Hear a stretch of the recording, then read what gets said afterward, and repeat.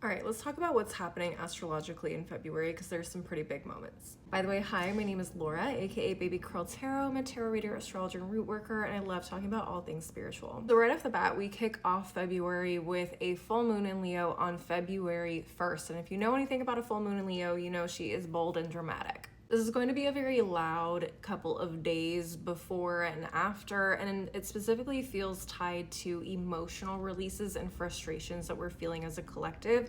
So what we're seeing and talking about right now is definitely not going away anytime soon. February 3rd, Uranus will station direct in the sign of Taurus, hopefully bringing some more movement in our finances, stability, security, and values. That being said, Uranus doesn't love being in the sign of Taurus. Uranus wants quick, fast, immediate change, and Taurus resists that.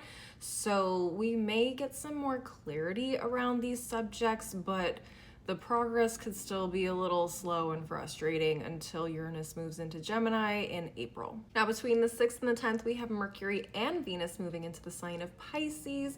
Venus loves being in Pisces, so I see this being a really supportive time, especially for the fellow water signs, Scorpio and Cancer placements.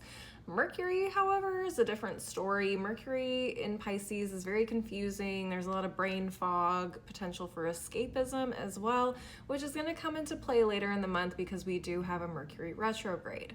February 13th, Saturn will be re-entering the sign of Aries after being retrograde for several months and regressing into Pisces for a short time. So we already started seeing this energy last year, but this is really now solidifying that we kind of need to get our act together and really take initiative on our long-term goals if we want our lives to be different. February 17th, we have our first eclipse of the year, and it is a solar eclipse in the sign of Aquarius. This also marks the official nodal shift from Pisces and Virgo to Aquarius and Leo. Now, eclipses can bring change whether we're ready or not, so if you have any fixed sign placements in your chart, that is Aquarius, Leo, Scorpio, Taurus, I really need you to pay attention to what those areas in your chart are about and make sure that you are letting go of the things that no longer serve you so that you can grow and be your best self. Otherwise, you're gonna feel like a victim for the next year and a half. On the 25th, Mercury will be stationing retrograde in Pisces. Like I said, mark your calendars. Don't say I didn't warn you.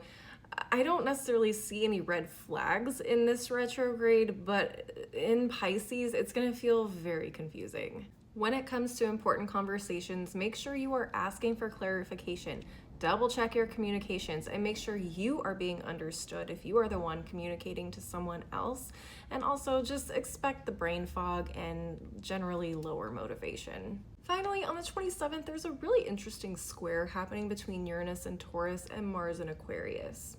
I wanted to talk about this one because I felt like it could be a really interesting passive-aggressive response to societal, economic, or technological issues we've been facing as a collective lately. To me, this looks like it could be some sort of boycott or even some sort of shutdown of certain internet spaces or some sort of disruption in general, maybe something even extreme as maybe a technological warfare. I'm not sure, but I do think this is an interesting energy and I would definitely keep my eyes on the news on that day. Give me a like and a follow if you enjoyed this video and you want to see more content from me in the future. Leave your thoughts in the comments and let me know what you think about this astrology.